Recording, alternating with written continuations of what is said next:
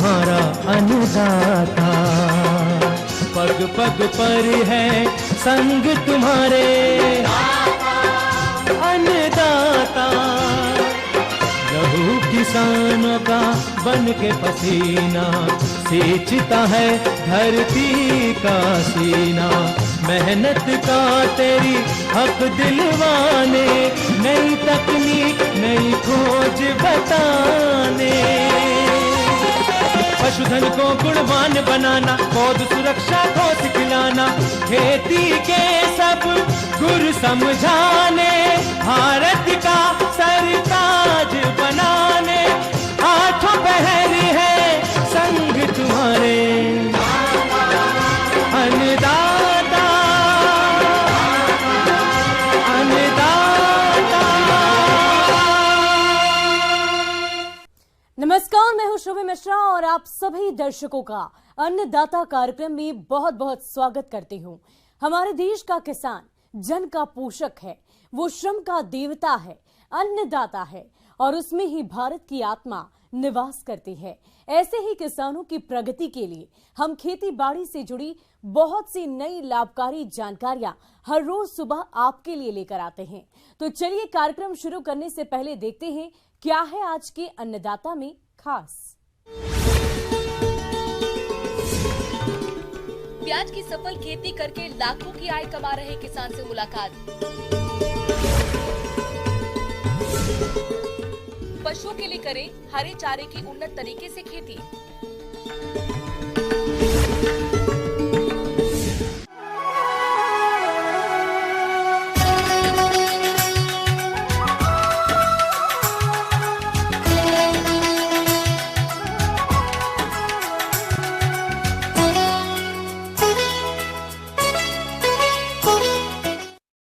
अपने राज्य में प्याज की खेती अच्छी आय के चलते साल भर की जाने लगी है और इसकी खेती करके किसान अच्छी आय भी कमा रहे हैं। आज हम आपको गांव पिपराली जिला सीकर के ऐसे ही सफल किसान जितेंद्र कुमार से मिलवाने जा रहे हैं जो प्याज की उन्नत तकनीक से खेती करके अच्छी खासी आय कमा रहे हैं। तो ये किसान किस प्रकार से प्याज की खेती करके अच्छी आय कमा रहे हैं, आइए जानते हैं खुद उन्हीं से।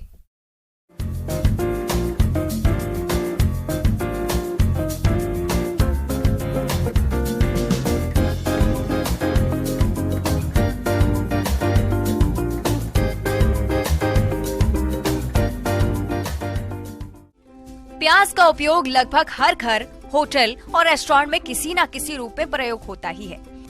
सब्जियों में कितने ही अच्छे मसाले डाल दें, लेकिन प्याज के बगैर भोजन का स्वाद फीका सा रहता है और प्याज की फसल ने इस किसान के जीवन में मिठास का स्वाद बढ़ा दिया है।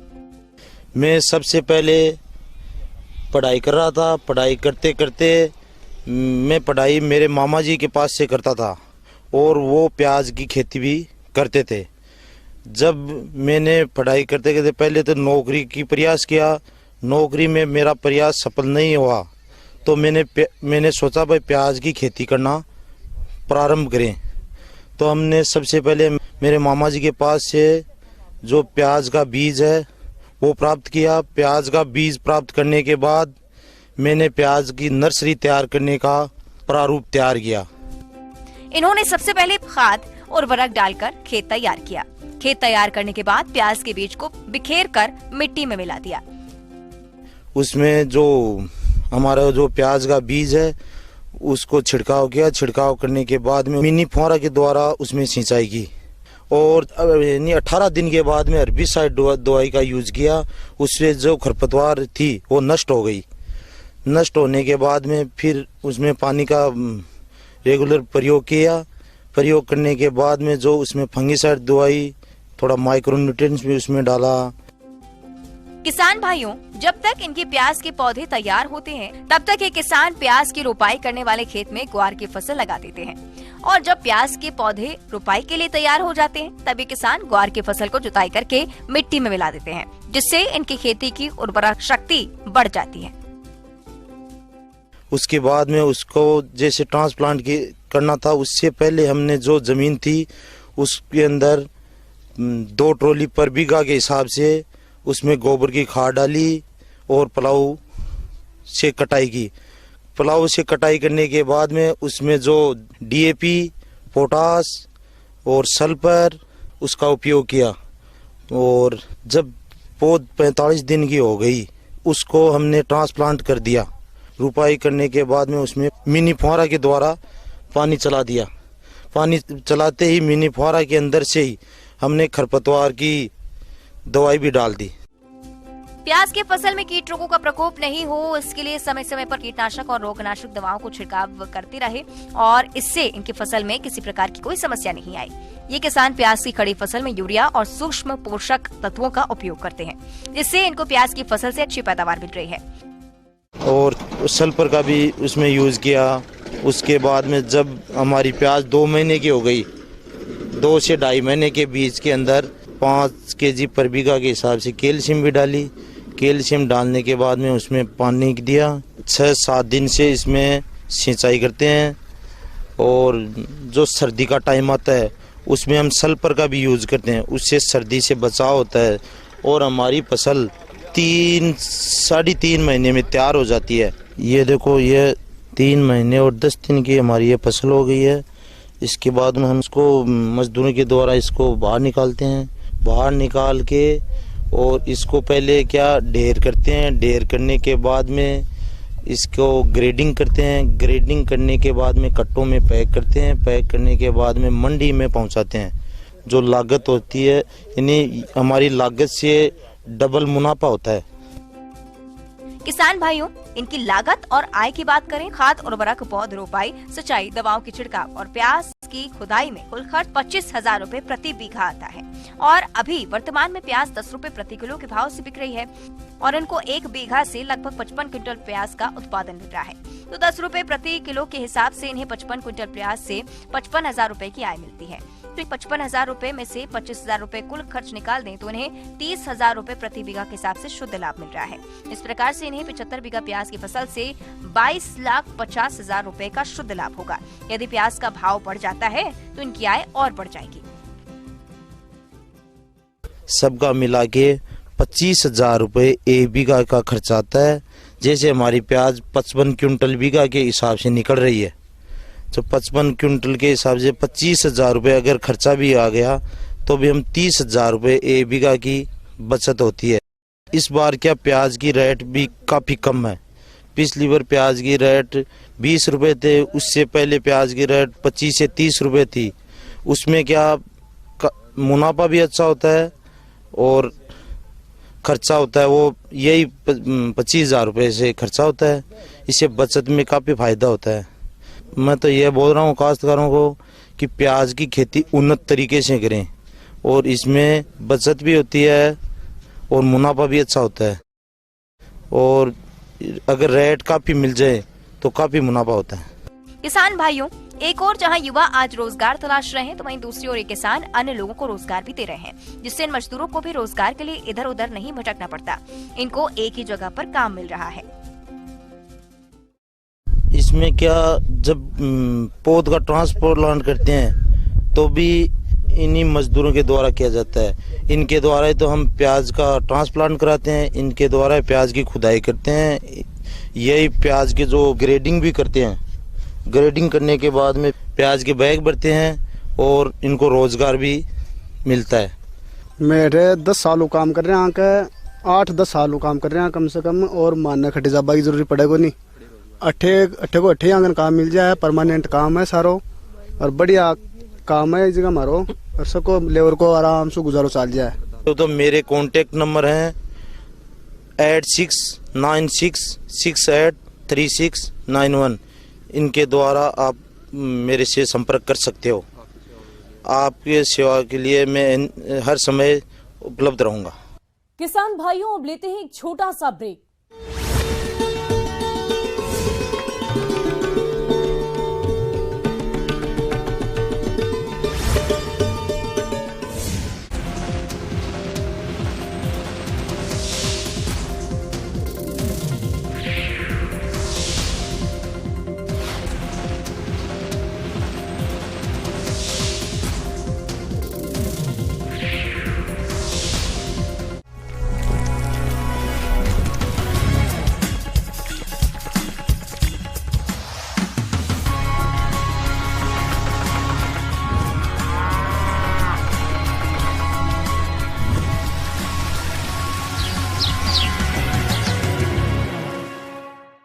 और ब्रेक के बाद आप सभी दर्शकों का अन्नदाता में एक बार फिर। आज राज्य में चारे की कीमतें आसमान छू रही हैं और गर्मी के मौसम में पशुपालन से जुड़े किसानों के सामने पशुओं के आहार के लिए आमतौर पर हरे चारे की कमी हो जाती है। अगर किसानों के पास सिंचाई पानी की व्यवस्था है तो जायद में चारे वाली फसलों की बुवाई करके पशुओं को हरा चारा उपलब्ध करा सकते हैं। तो आप किस प्रकार से करें हरे चारे वाली फसलों की बुआई, इस बारे में जानकारी दे रहे हैं कृषि विशेषज्ञ डॉक्टर वीरेंद्र कुमार।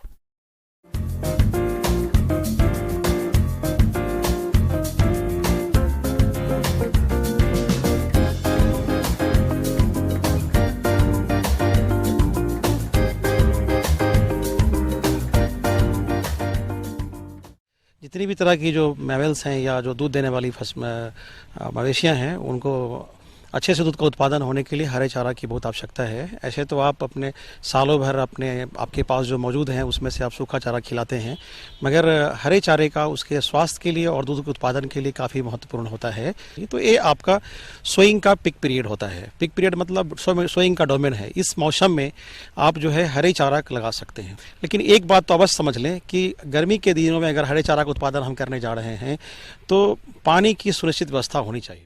किसान भाइयों, पशुपालन व्यवसाय में 70% खर्च पशुओं के आहार पर होता है। इस खर्च को पशुपालक चाहे तो कम कर सकते हैं। इसके लिए पशुपालकों को अपने पशुओं के लिए पौष्टिक हरे चारे की पूर्ति करनी होगी। जायद में मुख्य रूप से फसल को हरे चारे के लिए उगाते हैं। आज के समय में हरे चारे की कई उन्नत प्रजातियां विकसित हो गई हैं, जिसकी बुआई करके किसान अधिक हरे चारे की पैदावार ले सकते हैं, जो इस प्रकार से हैं।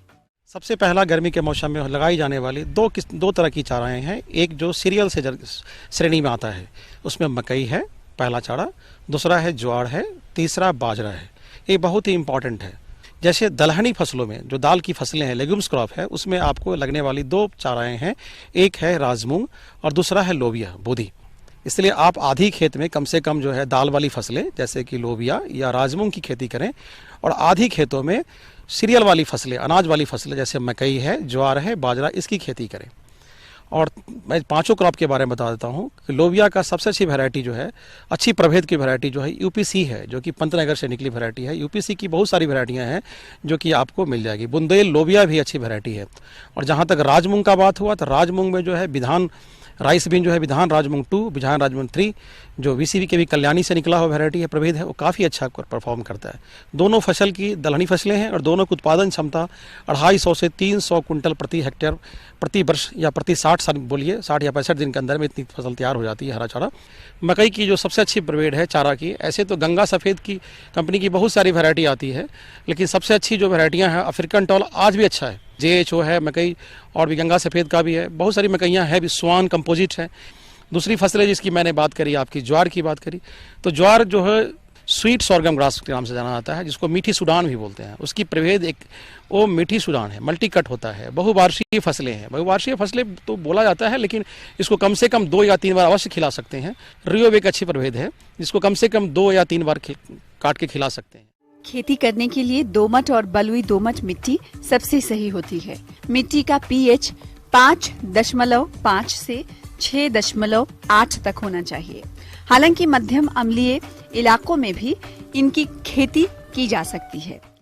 सबसे पहले हम लोग खेत के तैयार करते हैं। खेत तैयार करने के लिए पहले खेत का चयन करेंगे। खेत जो परती हो गया होगा तो उसमें आप उपयुक्त नमी पर खेत की जुताई करें।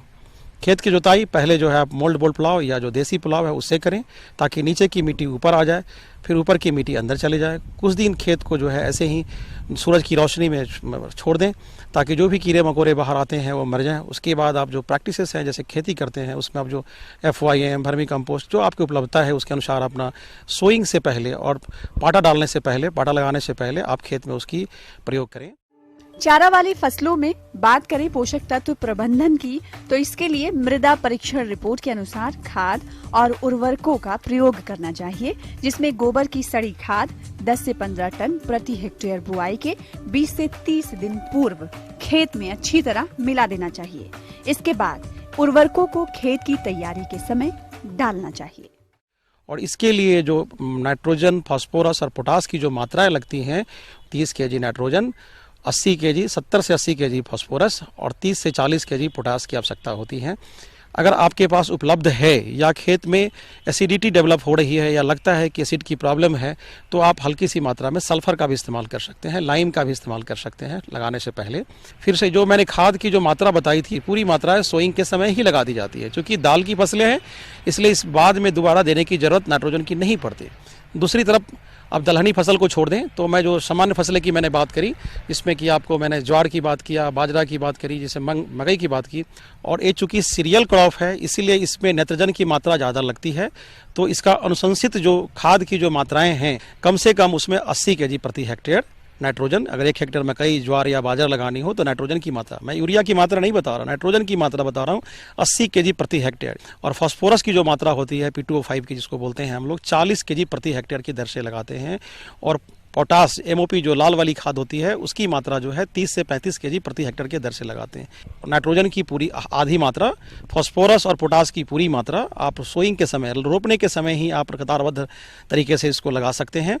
और उसके बाद जैसे ही फसल अंकुरित हुआ, सिंचाई देने के बाद अंकुरित हुआ, छोटा सा पौधा निकला, 20 से 22 दिनों के बाद जब उसमें 3, 4, 5 पत्ते दिखाई देने लगते हैं तो निकाई गुराई का समय आता है। निकाई गुराई करने के बाद थोड़ी सी नमी जब कमती है तो फिर से आप उसमें पानी डालने से पहले थोड़ी सी नाइट्रोजन की टॉप ड्रेसिंग करते हैं। सबसे पहले है कि आप उसकी कतारबद्ध सोइंग करने का सोचें। इसकी लगाने के जो दूरियां होगी, कतार से कतार की दूरी जो होगी वो 30 सेंटीमीटर होगी। और बीच बीच में हर 10 लाइन के बाद एक पानी की सुनिश्चित लाना बनाएं, जिससे कि आप पानी की सिंचाई कर पाएंगे प्लॉट बना करके। और इसमें जो बीज की दर होगी, जो बीज की मात्रा लगेगी दोनों फसलों की, चाहे वो लोबिया हो या राजमूंग हो, 30 kg प्रति हेक्टेयर के दर से लगाते हैं हम लोग। लगाने के बाद आप जब फसल लगा लेते हैं, उसके बाद आप 1 से 2 दिन के बाद खेत की सिंचाई करें। सिंचाई करने के बाद जैसे ही आप देखेंगे 1-2 दिन के बाद आपका फसल निकलना शुरू हो जाएगा, अंकुरित होने के बाद हल्का हल्का दिखाई देना शुरू होगा। उसके बाद फिर जब पानी की कमी होगी आप उसमें पानी दें, समय पर 30-32 दिन के बाद उसको निकौनी करें। उसी तरह से आप अदलहनी के लिए भी खेत की तैयारी वैसे ही करें। खेत को जब पूरी तैयारी हो जाने के बाद तो तीनों फसलों के लिए एक सी श्रेणी में रख करके मैं बता रहा हूँ कि तीनों फसलों का लगाने की जो दूरी होगी, कतार से कतार की दूरी होगी 25 सेंटीमीटर। चारा वाली फसलों से अधिक चारा उत्पादन लेने के लिए सिंचाई का प्रबंध बहुत जरूरी होता है, जिसमें समय समय पर आवश्यकता अनुसार सिंचाई करते रहने से अधिक मात्रा में हरा चारा मिलता है। पूरी की पूरी चांसेस है कि थोड़ी भी लॉस नहीं होगी, पूरी पौधे ले लेंगे। इस तरह से आपका जो उत्पादन क्षमता होगा काफ़ी अच्छा हो जाएगा और 45 से 50 दिन में इसकी हाइट में काफ़ी वृद्धि आ जाएंगी। जैसे ही इसमें टसलिंग होता है, मकई में जैसे ही मोचा निकलना शुरू होता है या कॉब निकलना शुरू होने वाला है, अब उस वक्त उसका सही पीरियड है काट के खिलाने का। उस वक्त जो अब है उसको एक बार काटेंगे, ख़त्म हो जाएगा। और ये आप देखेंगे कि 25 से 30 दिन के बाद पत्ते में संख्या में वृद्धि हो गई, फसल बड़े बड़े हो गए। और जैसे उसकी निकौनी करेंगे, निकाई गुराई करने के बाद फिर पानी डालेंगे तो 50 से 60 दिन में उसमें देखिएगा फूल आना शुरू हो जाएगा। जैसे ही आधा खेत में आपको फूल दिखाई देना शुरू हो जाए या छिम्मी निकलना शुरू हो जाए, उस वक्त से काट कर मवेशी को खिलाना प्रारंभ करें। यह उपयुक्त समय होता है। दाल वाले हरे चाराओं की फसलों को खिलाने का सबसे उपयुक्त समय यही होता है, जबकि आधा खेत में फूल निकलना शुरू हो जाता है। आगे और भी है खेती बाड़ी से जुड़ी बहुत सी रोचक जानकारियां, कहीं नहीं जाइएगा, रुकेंगे एक छोटे से ब्रेक के लिए।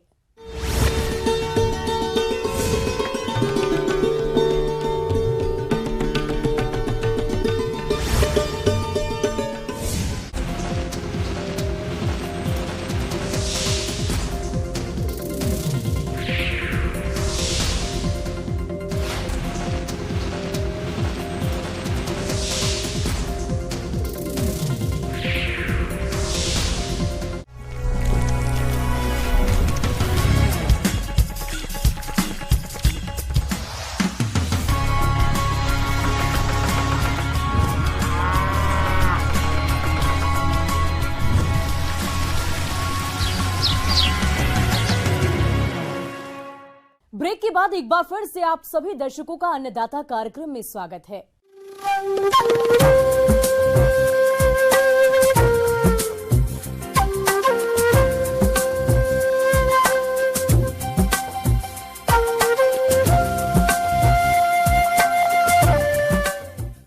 मौसम विभाग की रिपोर्ट पर साप्ताहिक कृषि सलाह कुछ इस प्रकार है।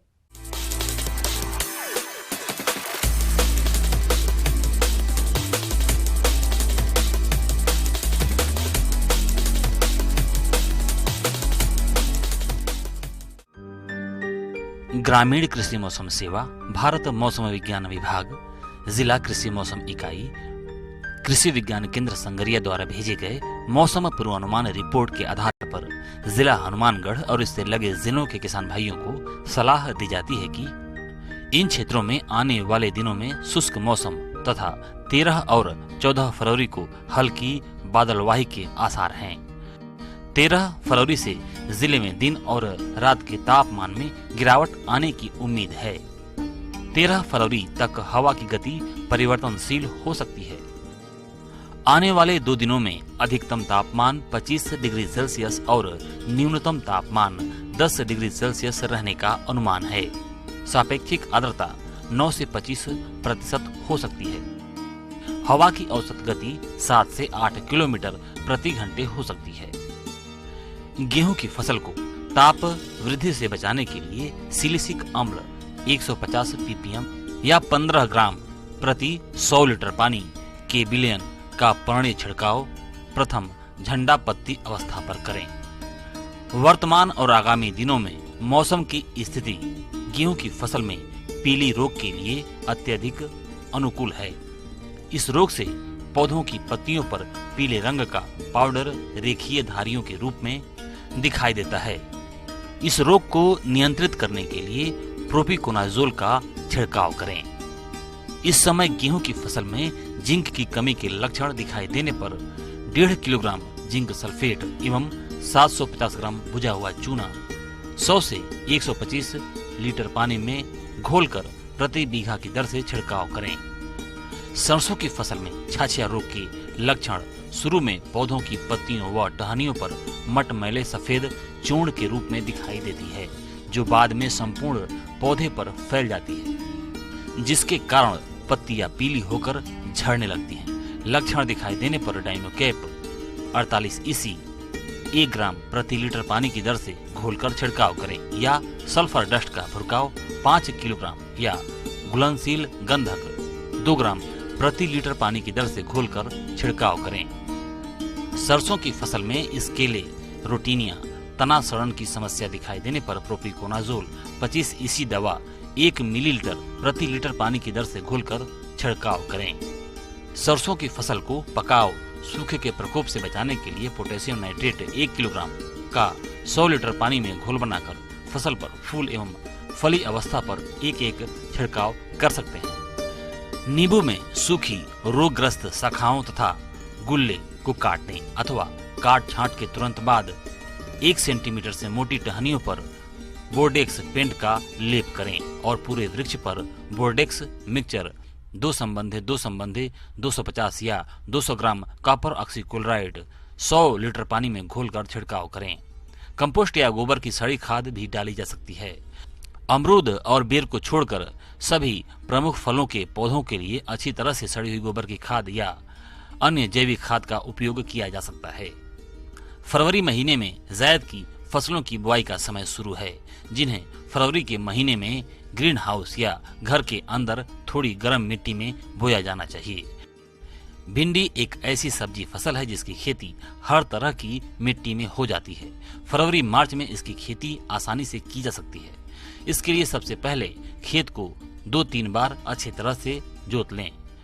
इसके बाद कतार से कतार की दूरी 25 से 30 सेंटीमीटर रखें और 15 से 20 सेंटीमीटर की दूरी पर बीज बोएं। भिंडी की अगेती बुआई के लिए A4, परभनी क्रांति, अर्का अनामिका आदि किस्मों की बुआई कर सकते हैं। बीज की मात्रा 10 से 15 किलोग्राम प्रति एकड़ रखें। नवजात गाय भैंस या भेड़ बकरियों को अंतर परजीवी नाशक दवाएं पशु चिकित्सक की सलाह से नियमित रूप से दें। दुधारू पशुओं को थनैला रोग से बचाने के लिए दूध पूर्ण हस्त व मुट्ठी बांध कर निकालें।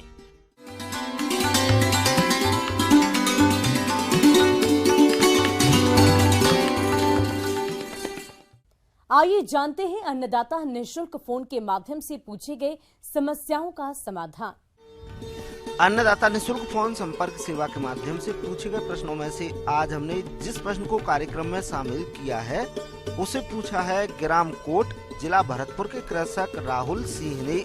ये अरहर की फसल में कीट नियंत्रण के बारे में जानकारी चाहते हैं। तो राहुल सिंह जी आपकी जानकारी के लिए प्रस्तुत है कार्यक्रम का ये अंश।